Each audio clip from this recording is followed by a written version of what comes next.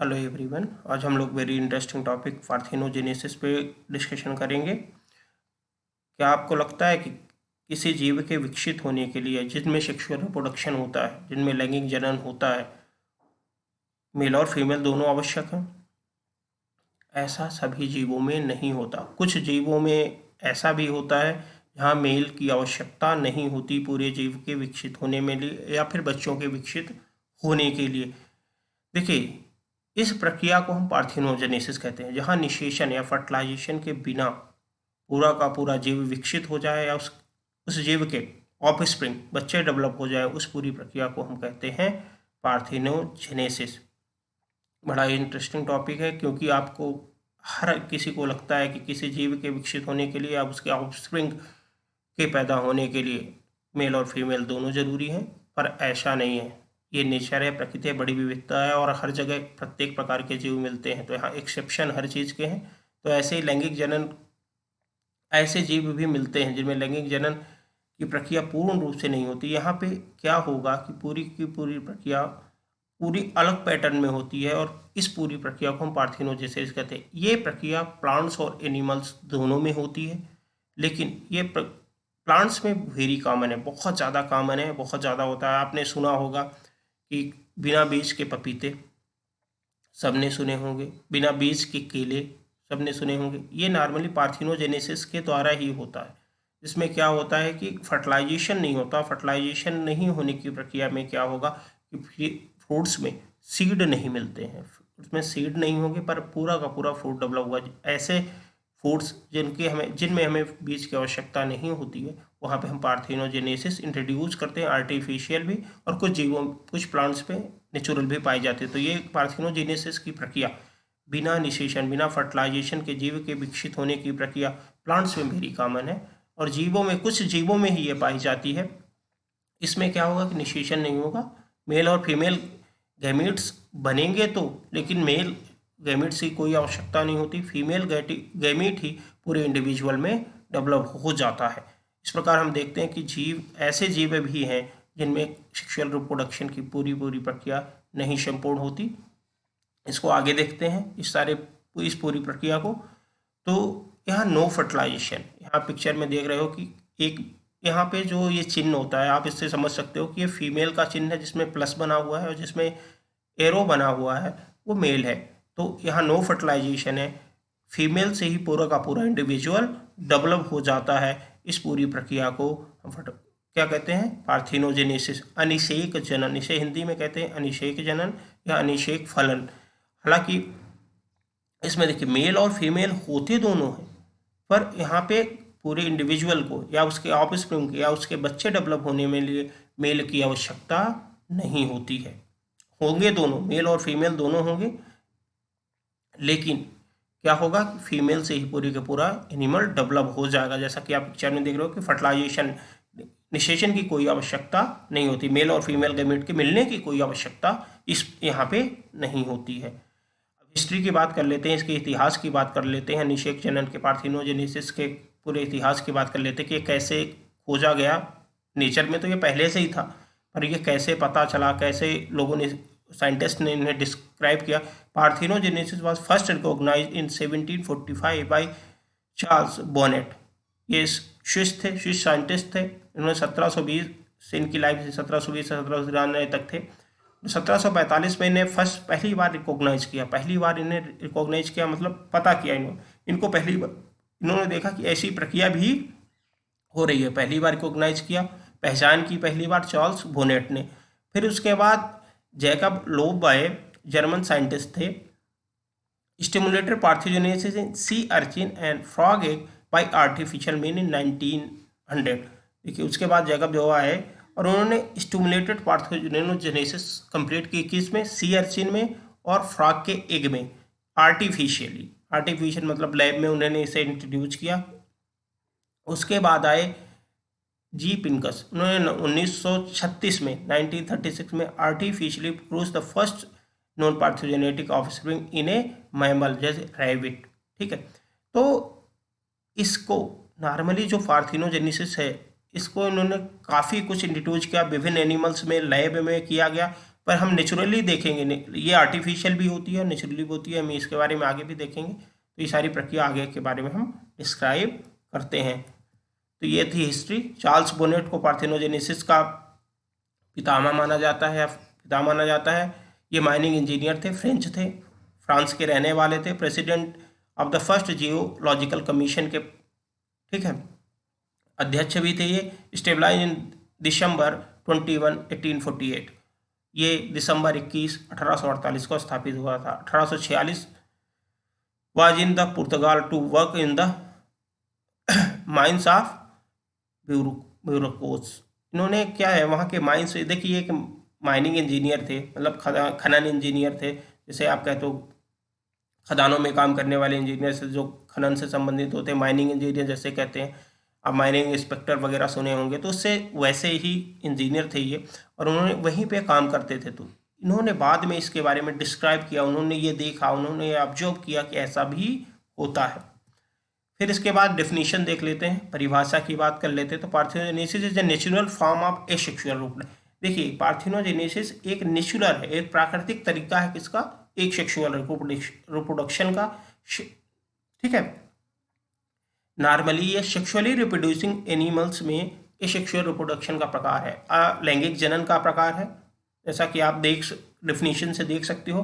Parthenogenesis natural form of asexual reproduction, प्राकृतिक स्वरूप है किसका, अलैंगिक जनन का। Growth and development of embryo occur without fertilization. यहाँ जो एम्ब्रियो का विकास है, एम्ब्रियो का जो विकास है और ग्रोथ हो रही है, जो वृद्धि हो रही है, वो वहाँ पे फर्टिलाइजेशन की आवश्यकता नहीं होती। Is component of apomixis. यह एपोमिक्सिस का एक प्रकार है या उसी का एक भाग है। एपोमिक्सिस बारे में आप प्लांट्स में पढ़ोगे, जब आप प्लांट्स एम्ब्रियोलॉजी पढ़ते हो तो आप एपोमिक्सिस पढ़ते हो, जहाँ की जबकि पूरा का पूरा ओवरी डेवलप हो जाती है पूरे के पूरे एक फ्रूट में, ठीक है, विदाउट सीड।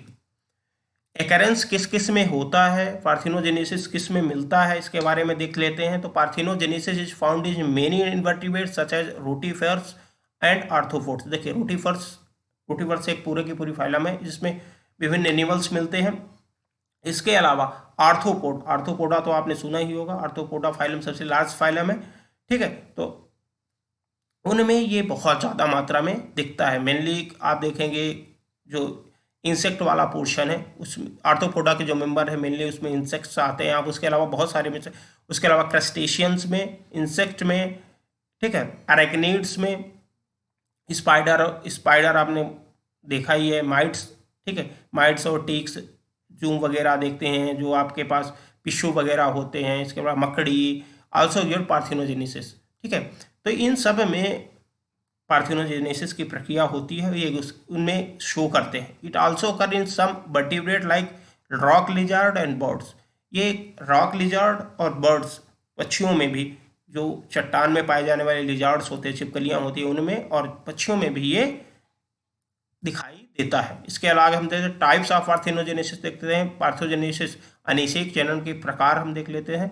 तो इसमें पहली है नेचुरल पार्थेनोजेनेसिस, यह है प्राकृतिक स्वरूप है पार्थेनोजेनेसिस का, ये प्राकृतिक अनिषेक जनन है। हम देखते हैं कि प्रकृति में ये कैसे अनिषेक जनन दिखाई देता है। कंप्लीट, इसे भी 3 प्रकार का है, कंप्लीट, ऑब्लिगेट, ठीक है। कंप्लीट का है ऑब्लिगेट, मतलब उनमें पार्थेनोजेनेसिस, ऑब्लिगेट से यहाँ तात्पर्य है कि उनमें पार्थेनोजेनेसिस ही होगी, उनमें अनिषेक जनन ही होगा, लैंगिक जनन नहीं होगा, एब्सेंट होगा, उसमें पार्थेनोजेनेसिस से ही इंडिविजुअल डेवलप होगा, ठीक है। ये नामली ऑब्लिगेट और फैकल्टेटिव शब्द आपने सुना होगा।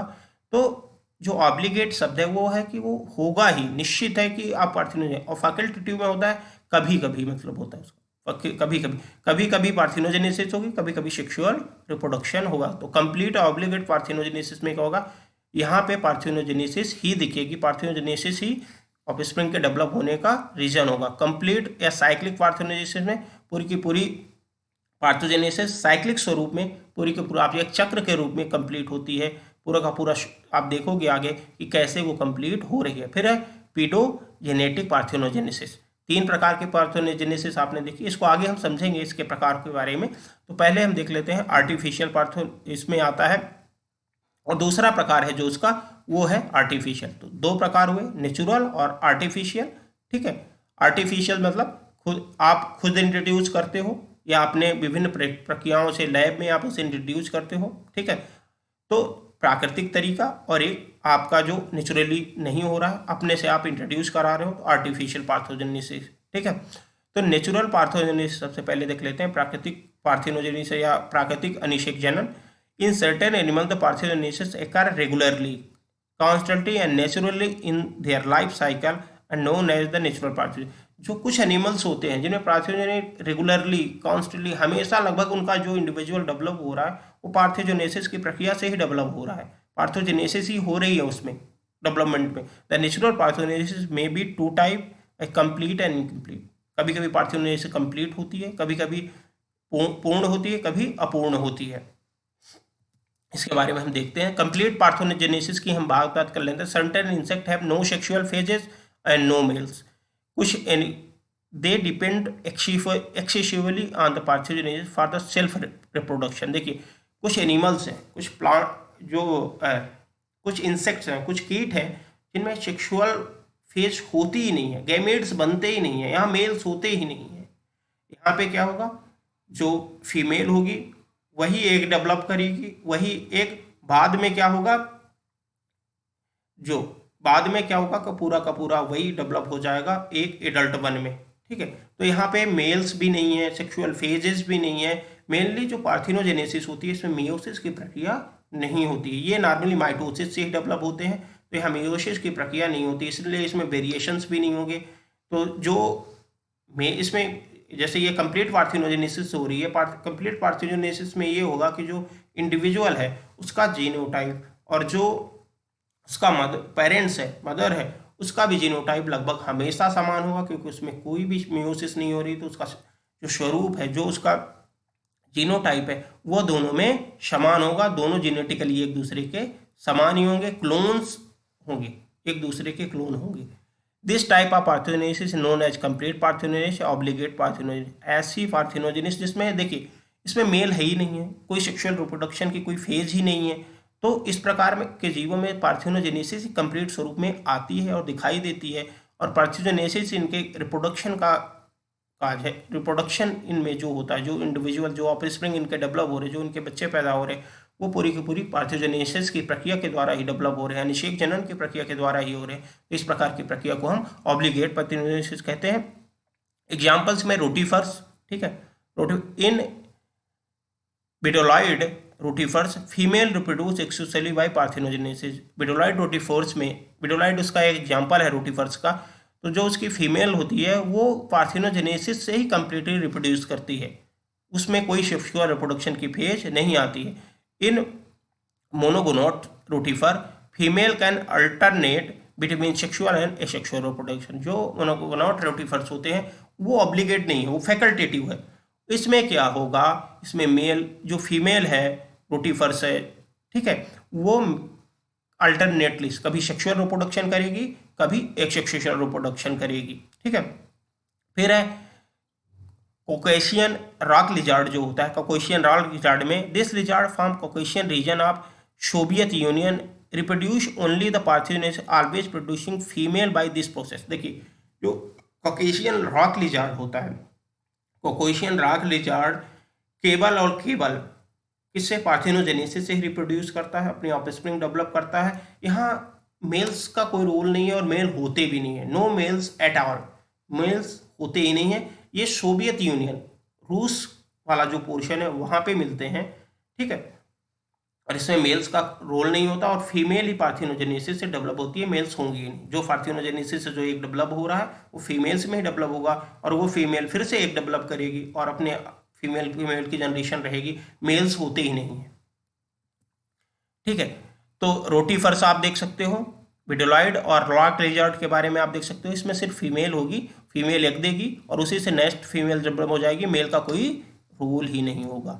फिर इनकम्प्लीट पार्थेनोजेनेसिस, ठीक है, अपूर्ण पार्थेनोजेनेसिस या अपूर्ण अनिषेक जनन।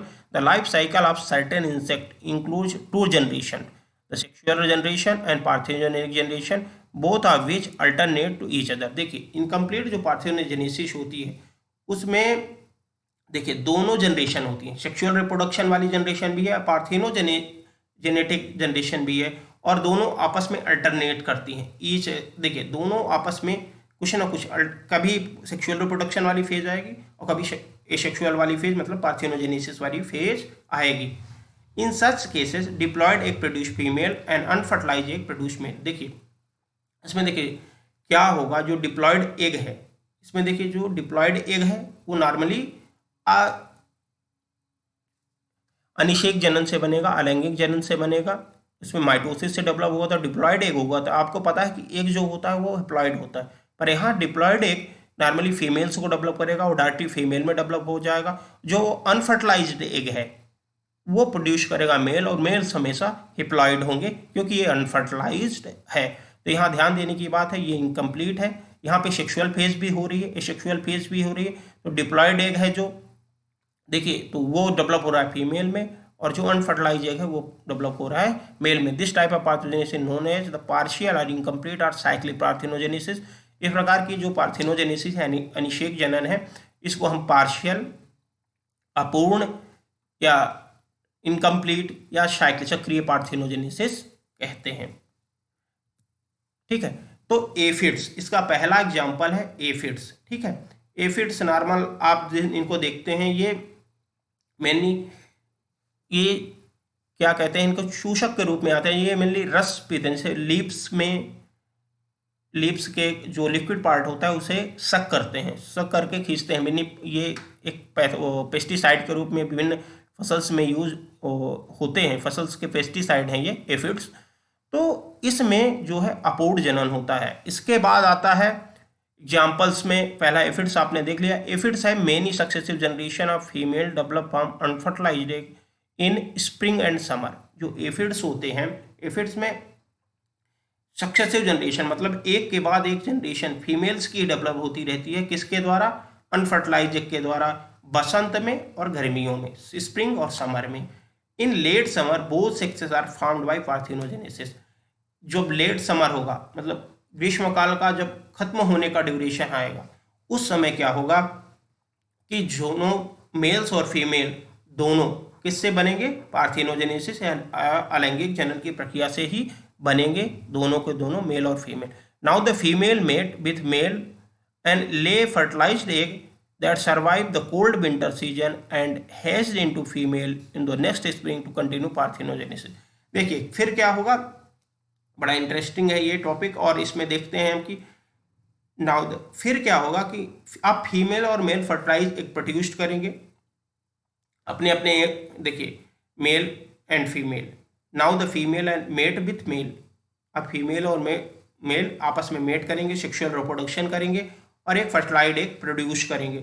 जो पूरे के पूरे जो विंटर वाला सीजन है, जो ठंडा वाला सीजन है, शीत ऋतु वाला सीजन है, उसमें पूरा का पूरा वो वहाँ पे सरवाइव करेगा, और फिर बाद में उसके हेच होगा, और जो शीत ऋतु के बाद जो बसंत ऋतु आएगी वहाँ पे वो हैच होगा, टूटेगा, और उससे एक फीमेल डेवलप होगी, और फाइनली फिर अगली जनरेशन में फिर से पार्थेनोजेनेसिस की प्रक्रिया होती रहेगी।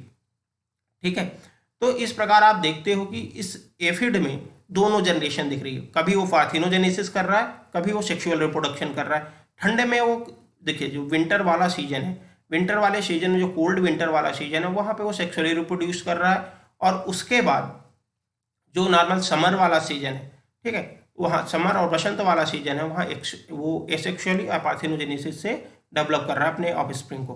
ठीक है, फिर हनी भी सबसे बढ़िया एग्जाम्पल है, हनी भी। मधुमक्खी तो सबने सुना होगा, तो मधुमक्खी भी नॉर्मली पार्थेनोजेनेसिस से ही डेवलप होती है। ठीक है, तो हनी बी के बारे में देख लेते हैं। Honey bee, the queen honey bee is estimated by male called drone during the nuptial flight. देखिए जो क्वीन होती है, हनी बी होती है, वो नॉर्मली डिप्लॉयड होती है। देखिए आपकी अगर कॉलोनी के बारे में बताएं तो हनी बी की कॉलोनी में एक क्वीन होती है, सिंगल क्वीन, बहुत सारे वर्कर्स होते हैं और कुछ 100 ड्रोन होते हैं, 100 से 150 लगभग ड्रोन्स होते हैं। ड्रोन्स को हम मेल कहते हैं। ठीक है, तो जो क्वीन होती है वो मेट करती है किससे, ड्रोन से, मेल से। कब, नप्शल फ्लाइट, उनमें एक फ्लाइट होती है, फीमेल काफ़ी ऊंचाई, जो क्वीन होती है वो काफ़ी ऊंचाई तक उड़ती है, उसके पीछे पीछे मेल्स उड़ते हैं, जो सबसे ज़्यादा ऊंचाई तक और सबसे दूरी तक उड़ता है उसी के साथ वो मेट करती है, और फाइनली उसके बाद वो जैसे ही मेल मेट कर लेता है, उसके बाद उसकी डेथ हो जाती है और वो उसके सारे स्पर्म को स्टोर कर लेती है, बाद में उससे वो अंडे देती रहती है, लाखों अंडे देती है। तो इस प्रकार की जो प्रक्रिया है, तो जो इसमें क्वीन है, ठीक है, या कहें फीमेल है, वर्कर्स भी फीमेल है, क्वीन भी फीमेल है और मेल सिर्फ ड्रोन्स है। तो यहाँ पे जो मेल फीमेल है वो फर्टिलाइज्ड एग से 2n होती है, फर्टिलाइज एग से डेवलप होती है, और जो मेल है वो हैप्लॉइड एग से डेवलप होता है बिना फर्टिलाइजेशन के, तो वो सिंगल एन होता है। इस प्रकार हम देखते हैं कि जो फर्टिलाइज एग है उससे फीमेल और अनफर्टिलाइज एग से मेल डेवलप होता है, और फीमेल 2n होती है और मेल सिंगल एन होता है, ठीक है। The sperm are stored in the pouch that communicate with her genital tract. उसके जो स्पर्म होते हैं, मैंने जैसा कि आपको बताया कि उसके स्टोर्ड हो जाते हैं कहाँ, जेनेटिक ट्रैक्ट में। She lays fertilized egg by opening the valve of some sperm to escape. देखिए, यह फर्टिलाइज एग बनाने के लिए क्या करेगी, the lies fertilize egg by opening the valve of some sperm to escape.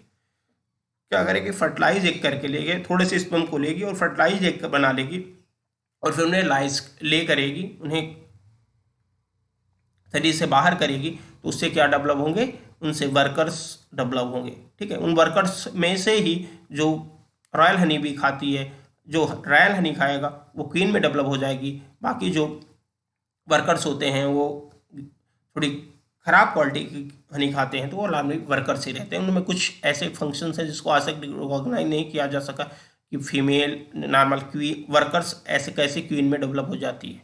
इसके बारे में हम आगे पढ़ेंगे, देखते हैं इसको एपीकल्चर वगैरह में हम देखते हैं।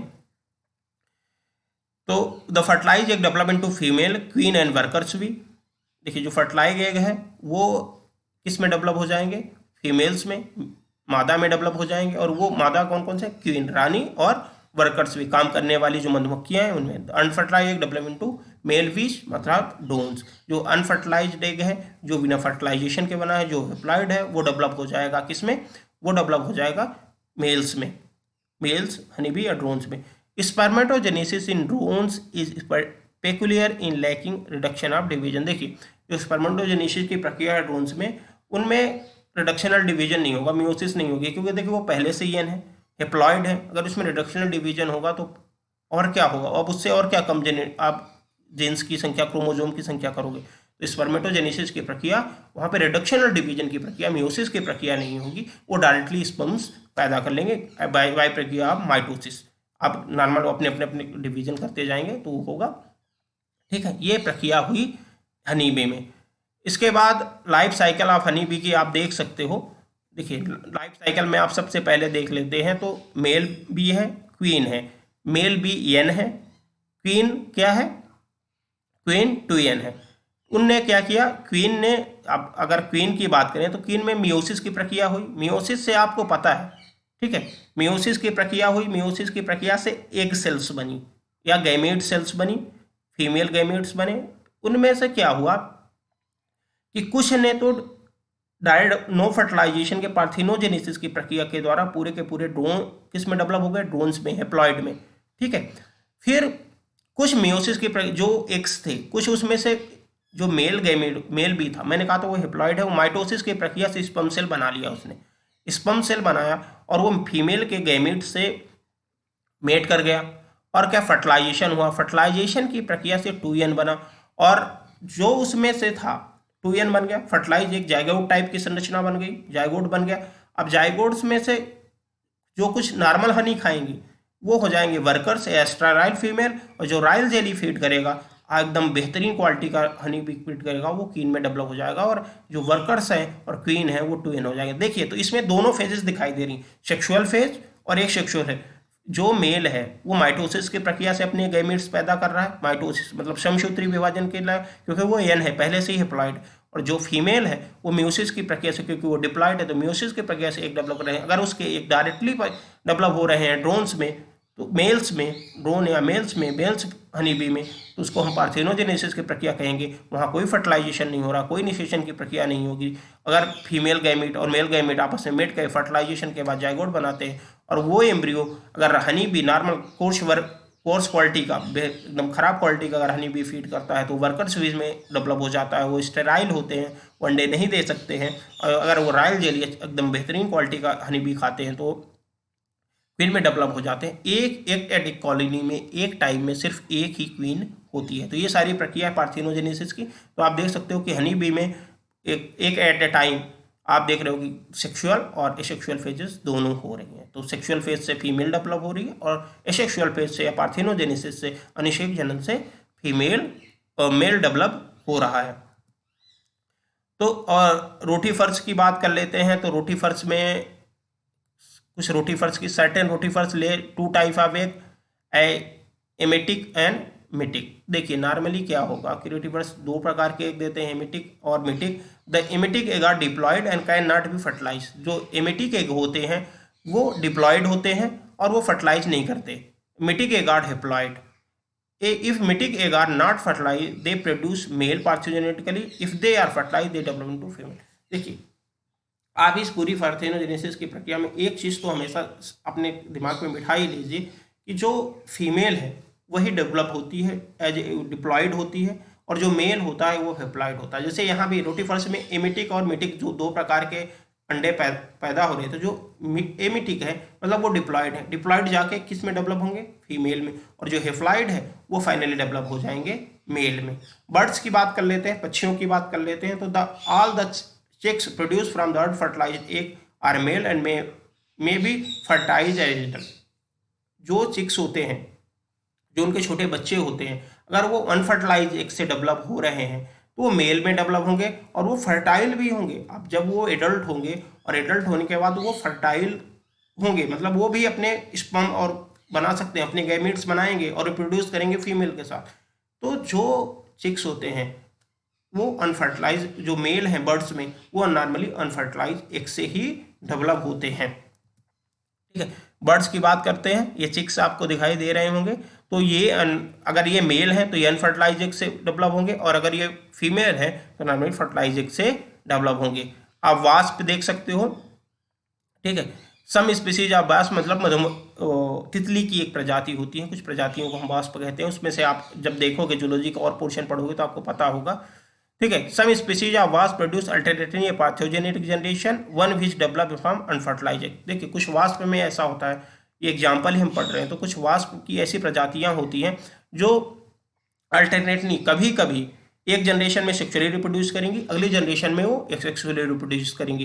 तो कभी कभी लैंगिक कभी अलैंगिक। तो अनफर्टिलाइज एग से क्या होगा, वन वाफ विच डेवलप फ्रॉम अनफर्टिलाइज एग, उसमें से कोई अनफर्टिलाइज या बिना फर्टिलाइजेशन के, बिना निषेचन के ही पूरी की पूरी जनरेशन या पूरा का पूरा इंडिविजुअल डेवलप हो जाएगा। ठीक है, तो द कंप्लीट और incomplete type of natural parthenogenesis में बी फॉलोइंग टाइप। जो कंप्लीट है या इनकम्प्लीट टाइप की पार्थेनोजेनेसिस जो प्राकृतिक रूप से पाई जाती है, उसे आर्टिफिशियली इंट्रोड्यूस नहीं कर रहे, अपने से हम नहीं इंट्रोड्यूस करा रहे, वो दो प्रकार की होती है। आप देख सकते हो, हेप्लॉइड या अरहेनियोटॉकी, इसको हम कहते हैं अरहेनियोटॉकस या अरहेनियोटॉकी टाइप पार्थेनोजेनेसिस। जैसे हनी बी में मेल्स का डेवलप होना, हनी बी मेल्स ड्रोन्स का डेवलप होना, वो है अरहेनियोटॉकी। डिप्लॉइड या थैलीटॉकी या थैलीटॉकस पार्थेनोजेनेसिस, इसमें क्या होगा, इसमें नॉर्मली फीमेल्स डेवलप होगी। इस प्रकार मैंने कहा था कि पार्थेनोजेनेसिस जो नेचुरल पार्थेनोजेनेसिस चाहे कंप्लीट हो चाहे इनकम्प्लीट हो, उसमें देखेंगे तो जो दो प्रकार की होगी। एक हेप्ला, देखिए जो दोनों प्रकार की पार्थेनोजेनेसिस है वो इनकम्प्लीट में ही दिखाई देगी। इनकम्प्लीट पार्थेनोजेनेसिस है, जो पूर्ण पार्थेनोजेनेसिस है, अर्थपूर्ण अनिषेक जनन है, उसी में हेप्लॉइड या अरहेनियोटॉकस और डिप्लॉइड या थैलीटॉकस दिखाई देगी, या थैलीटॉकी या अरहेनियोटॉकी उसी में दिखाई देगी। कंप्लीट में तो आपको पता है कि डिप्लॉइड ही होती है और उसमें थैलीटॉकी वाली पार्थेनोजेनेसिस दिखाई देगा, निषेक जनन दिखाई देगा, और फीमेल से उससे डेवलप होती है।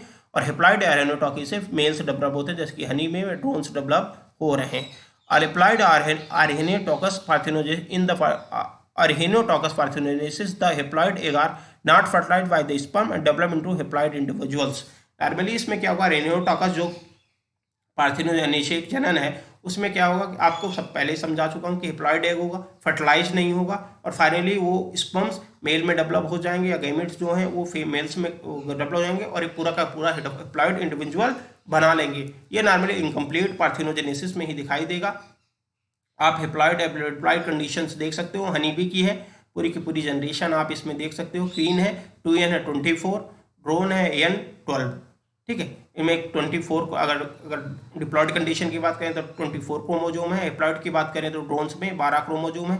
देखिए मियोसिस वही प्रक्रिया पूरी दिखाई दे, मियोसिस हुई, मियोसिस में एन आए, 2 गैमेट्स बने, या आप कहो कि देखिए मियोसिस में आपको पता है कि पूरे 4 गैमेट बनते हैं, और मेल्स में क्या हो रहा है, माइटोसिस हो रही है, समसूत्री विभाजन हो रहा है, फीमेल्स में अर्धसूत्री, क्योंकि देखिए गैमेट्स के लिए पता है कि आपको गैमेट्स के लिए हमें क्रोमोजोम नंबर आधे करने हैं, 1 कॉपी में करने हैं। तो ड्रोन्स तो पहले से ही एन है, तो उसमें माइटोसिस की प्रक्रिया से स्पर्म डेवलप हो गए, लेकिन जो फीमेल है वो 2n है, उसमें एक जो डेवलप हो रहे हैं वो मियोसिस की प्रक्रिया से होंगे, तो 4 एक बन रहे हैं, और ड्रोन्स में माइटोसिस की प्रक्रिया से 2 स्पर्म बन रहे हैं, 2 आपस में दो। आप फिर देखते हो कि 2 जो हैप्लॉइड है वो डायरेक्टली पार्थेनोजेनेसिस की प्रक्रिया से मेल लार्वा में डेवलप हो गए, और वो फाइनली किस में हो गए, ड्रोन्स में या मेल हनीबी में डेवलप हो गए। ठीक है, जबकि फर्टिलाइजेशन की प्रक्रिया हुई, 2 जो स्पर्म थे वो फर्टिलाइज किए तो डिप्लॉयड जाइगोट बना, वो डिफ्रेंशिएशन की प्रक्रिया से क्वीन और वर्कर्स बी में डेवलप होता है, जो मैं आपको पहले ही समझा चुका हूँ पिछली स्लाइड में ही कि कैसे पूरी प्रक्रिया हो रही है। तो एग्जाम्पल्स अब देख लेते हैं, एग्जाम्पल्स इसके थोड़े से, एग्जाम्पल्स के बाद और डिस्कस करेंगे। इंसेक्ट्स में बात कर लेते हैं, हिमेनोप्टेरा के बीज और वास्प जो इसके अंजाम, हिमेनोप्टेरा ये एक संघ है तो इंसेक्टा क्लास का, तो हिमेनोप्टेरा में आप बीज और वास्प देख सकते हैं। हेमेप्टेरा के मेंबर्स, कैलोप्टेरा के मेंबर्स माइक्रोमाल्थस, डिबिलिस एंड थायोसेनेप्टेरा, एंथोथ्रिप्स, वर्पसाई। ठीक है, तो ये सारे के सारे एग्जाम्पल्स आप इनको याद कर सकते हो। मेनली सबसे बड़ा एग्जाम्पल तो हनी बी है, अगर किसी को कुछ याद नहीं करना, और रॉक लिजार्ड, 2 आप एग्जाम्पल अगर याद कर लिए तो बहुत है। और अरेक्निड्स में आपको पता है, अरेक्निड मतलब ticks, mites, certain spiders, ticks, पिशू माइट्स जो हैं वगैरह जो आप, और इसके अलावा कुछ मकड़ियों में, ठीक है, पेडिकुलोडाइसिस वेंट्रिकुलस। ठीक है, फिर रोटी फर्श में बात कर लेते हैं, तो इसमें है स्प्लैंकने, एमोफोरा, ठीक है, एम्फोरा कह लें। तो रोटी फर्श के ये सारे एग्जाम्पल्स हैं, इन्हीं में पार्थेनोजेनेसिस की प्रक्रिया होगी। इसके कुछ एग्जाम्पल्स आपको याद होने चाहिए। फिर हम इसके बाद के डिप्लॉयड थैलेटॉकी या पार्थेनोजेनेसिस है, डिप्लॉयड या थैलीटॉकस पार्थेनोजेनेसिस है। In diploid parthenogenesis the young individual develop from unfertilized diploid egg. देखिए इसमें क्या होगा, पार्थेनोजेनेसिस है, डिप्लॉयड क्या होगा, अनफर्टिलाइज्ड डिप्लॉयड एग होगा, अनफर्टिलाइज्ड होगा मेनली। देखिए वो हो सकता है कि फर्टिलाइज्ड भी हो और वो नॉर्मली अनफर्टिलाइज्ड, अगर आप कंडीशंस पे डिपेंड कर रहा है। अगर आप देख रहे हो ये कंप्लीट पार्थेनोजेनेसिस, तो वहाँ अनफर्टिलाइज्ड होगा, नॉर्मली जो डिप्लॉयड फीमेल है वही अपने माइटोसिस से एक डेवलप कर लेगी और वो अनफर्टिलाइज होकर पूरी फीमेल डेवलप। लेकिन अगर आप जैसे हनीबी की बात कर ले तो यहाँ फर्टिलाइज्ड एग, डिप्लॉयड एग होगा जो फीमेल्स में डेवलप होगा। इसमें भी विभिन्न टाइप हैं, एमियोटिक पार्थेनोजेनेसिस या एमियोटिक अनिषेक जनन। Some time during the oogenesis first meiotic or reductional division did not occur but second meiotic division occur as a usual। देखिए क्या होगा, एमियोटिक पार्थेनोजेनेसिस में क्या होगा, फर्स्ट या रिडक्शनल डिवीजन होगा ही नहीं मियोसिस में। फिर उसके बाद आपको पता है कि जो सेकंड या इक्वेशनल डिवीजन है वो पूरा का पूरा माइटोसिस समसूत्री विभाजन की तरह ही होता है, तो वहाँ पे क्रोमोजोम की संख्या आधी नहीं होगी, तो वहाँ जो 2n है वो 2n ही रह जाएगा। Such a content diploid number of chromosome, क्योंकि देखिए मियोसिस का जो मियोसिस फर्स्ट है वही अर्धसूत्री या क्रोमोजोम की संख्या को कम करने के लिए डिपेंडेंट है। जो मियोसिस सेकंड है वो तो समसूत्री विभाजन के ही समान है, वहाँ क्रोमोजोम की संख्या आधी नहीं होती। Such eggs contain diploid number of chromosome and develop into new individual without fertilize. ये जो एक्स होते हैं वो डिप्लॉयड नंबर ऑफ, जैसे जाइगोट में 2n होता है वैसे ये 2n होते हैं, और पूरा का पूरा ये क्रोमोजोम ये क्रोमोजोम में डेवलप हो जाते हैं, पूरे इंडिविजुअल्स में डेवलप हो जाते हैं। This type of parthenogenesis is known as apomictic और एमेक्टिक पार्थेनोजेनेसिस। ठीक है, एपोमिक्टिक आपको पता था जिसमें जाइगोटिक होते, जिसमें डिप्लॉयड डेवलप हो रहा है फीमेल में, एमेक्टिक मतलब जिसमें हैप्लॉयड डेवलप हो रहा है। Occurs in weevils and longhorn grasshopper. Grasshopper आपको पता है जो टिड्डा होता है उसमें ये प्रक्रिया दिखाई देती है। ठीक है, तो meiotic parthenogenesis, certain egg develop by the usual process of oogenesis but certain stages of diploidisis or doubling of chromosome number and produce the diploid egg.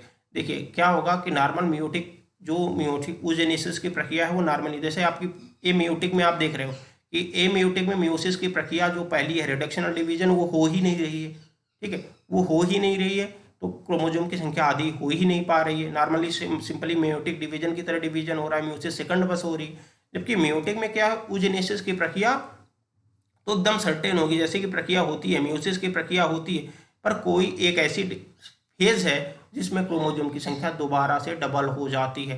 तो इस चक्कर में क्या होगा कि डिप्लॉयड क्रोमोजोम, डिप्लॉयड एग्स पैदा होंगे, डिप्लॉयड एग बनेंगे, और such a development to like individuals and phenomena में हो जाए मियोटिक पार्थिनोजेनेसिस। देखिए मियोटिक की प्रक्रिया होगी, मियोसिस की प्रक्रिया होगी। नॉर्मली इससे क्या होगा, वेरिएशंस आएंगे, नॉर्मल क्रॉसिंग ओवर की प्रक्रिया होगी, ये मोर सक्सेसफुल है। और आप इससे देखोगे कि वेरिएशंस आ रहे हैं, विभिन्न एक दूसरे से परिवर्तन आ रहे हैं, एक दूसरे से दो दो जीव अलग अलग हो रहे हैं, पर कहीं ना कहीं जाके बाद में वो हेप्लॉइड फिर से डिप्लॉइड हो जाएंगे एक फेज में। और वो डिप्लॉइड होने के बाद जैसे क्रोमोजोम की डबलिंग हो जाती है, जैसे मैंने आपको कॉल्सिसिन होती है, मेटाफेज प्लेट पे जो कॉल्सिसिन एल्केलॉइड ऐड कर देते हैं तो जो क्रोमोजोम है वो डबल हो जाता है। तो ये प्रक्रिया फिर हो जाएगी और फिर से वो डिप्लॉइड होगा और एक डेवलप हो जाएगा, किसमें, पूरे इंडिविजुअल में, ठीक है। तो यहाँ तक हम लोग अब आज की क्लास में पढ़ लेते हैं। नेक्स्ट क्लास में इसको हम आगे का डिस्कशन करेंगे, ठीक है, डिप्लॉयसिस वगैरह देखेंगे। चलिए आज की क्लास के लिए इतना ही, थैंक यू।